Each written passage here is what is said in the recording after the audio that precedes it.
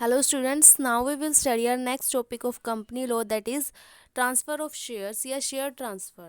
सबसे पहले हम इसका मीनिंग पढ़ेंगे. What is share transfer? A share transfer is the process of transferring existing shares. It related rights and liabilities from one person to another. जब एक person अपने shares और सिक्योरिटीज़ को दूसरे पर्सन को ट्रांसफ़र कर देता है तो उसके राइट्स और ऑब्लिगेशंस भी उसके पास ट्रांसफ़र हो जाती हैं, तो उस केस को हम बोलते हैं transfer of share. Transfer of share means the voluntary handing over the rights and possibly the duties of a member as represented in a shares of the company from a shareholder who wishes to not be a member in the company any more to a person who wishes to becoming a member. एक ऐसा person जो किसी company का अभी share holder नहीं बन के रहना चाहता, मेंबर नहीं बन के रहना चाहता, उस पर्सन को ट्रांसफ़र कर देता है जो उस कंपनी का मेंबर बनना चाहता है. तो उसके साथ ही उसके जो राइट्स हैं वो भी उस बंदे को ट्रांसफ़र हो जाती हैं. तो कुछ रिस्ट्रिक्शंस भी होती हैं ट्रांसफ़र ऑफ शेयर्स पे.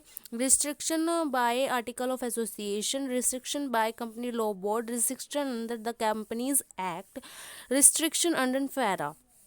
मतलब ये जो आर्टिकल ऑफ एसोसिएशन ने भी कुछ रिस्ट्रिक्शंस लगाई हुई हैं शेयर ट्रांसफ़र के लिए. कंपनी लॉ भी कुछ अपनी रिस्ट्रिक्शन रखती है. तो उन जो ऑब्लिगेशंस को कंप्लीट करने के बाद ही एक मेंबर अपने जो शेयर्स हैं दूसरे पर्सन को ट्रांसफ़र कर सकता है. कंपनी लॉ के अंडर होना चाहिए. अगर ये कंपनी या किसी देश के किसी भी लॉ को तोड़ता है तो उस केस में भी शेयर ट्रांसफ़र नहीं होता. तो उस कंपनी रिस्ट्रिक्शन लगाती है उसके ऊपर. नेक्स्ट है रिस्ट्रिक्शन अंडर फेरा. फेरा फॉरेन एक्सचेंज रेगुलेशन एक्ट के अंदर भी कुछ रिस्ट्रिक्शंस हैं शेयर ट्रांसफ़र करने के ऊपर. ठीक है, इन सभी को की रिस्ट्रिक्शंस को कंप्लीट करने के बाद ही एक पर्सन अपने शेयर्स को ट्रांसफ़र कर सकता है. हमारे पास नेक्स्ट है procedure of transfer of share. सबसे पहले स्टेज 1 आती है जिसमें प्रेजेंटेशन ऑफ ट्रांसफ़र डीड. जो एक पर्सन है वो ट्रांसफ़र डीड को प्रेजेंट करता है एनी पर्सन या किसी प्रिस्क्राइब्ड अथॉरिटी को, कि जिसको वो अपने जो शेयर ट्रांसफ़र करना चाहता है उसको या किसी प्रिस्क्राइब्ड अथॉरिटी को. नेक्स्ट जो स्टेज है वो है उसमें transfer deed date stamped by ROS. Entries made completed sign transfer and transferee entries made completed. कुछ एंट्रीज करी जाती हैं ट्रांसफ़र करने की, तो वो एंट्रीज कंप्लीट की जाती है. Signed by the transfer and transferor and the transferee. जो ट्रांसफ़र कर रहा है उसके साइन उस डीड के ऊपर, और जिसको ट्रांसफ़र की जा रही है उस पर्सन के साइन भी उस डीड के ऊपर कंप्लीट होंगे. उसके बाद एंट्रीज कंप्लीट की जाएंगी. नेक्स्ट आता है time limited for deposit of transfer deed.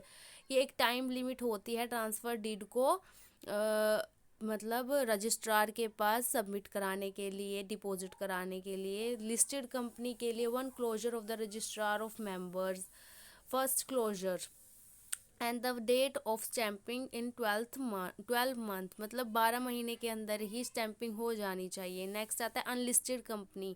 जो अनलिस्टेड कंपनी है उसके लिए स्टैंपिंग की जो डेट होगी वो 2 मंथ्स होगी, जिसको बाद में चेंज भी किया जा सकता है. नेक्स्ट स्टेप हमारा ट्रांसफ़र. जो ट्रांसफरी है जिसको ट्रांसफ़र किया जाता है उसके लिए नो ऑब्जेक्शन, कोई सर्टिफिकेट नहीं आना चाहिए.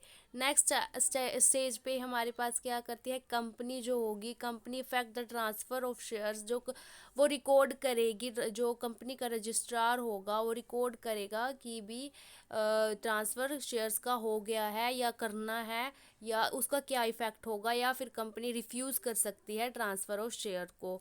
इस दो कंडीशन हो सकती है. तो जो फर्स्ट कंडीशन है जिसमें ट्रांसफ़र किया जाता है उसमें फर्स्ट इफ़ेक्ट होता है. नेक्स्ट आता है plus issue and deliver share certificate. जिस पर्सन को ट्रांसफ़र किए गए हैं शेयर्स उसको सर्टिफिकेट इशू किया जाता है.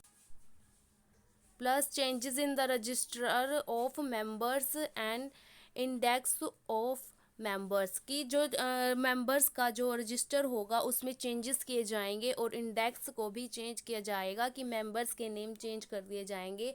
पहले जहाँ पर जो लास्ट मेंबर पुराना मेंबर था, लेकिन अभी नए मेंबर का नाम रजिस्टर में होगा.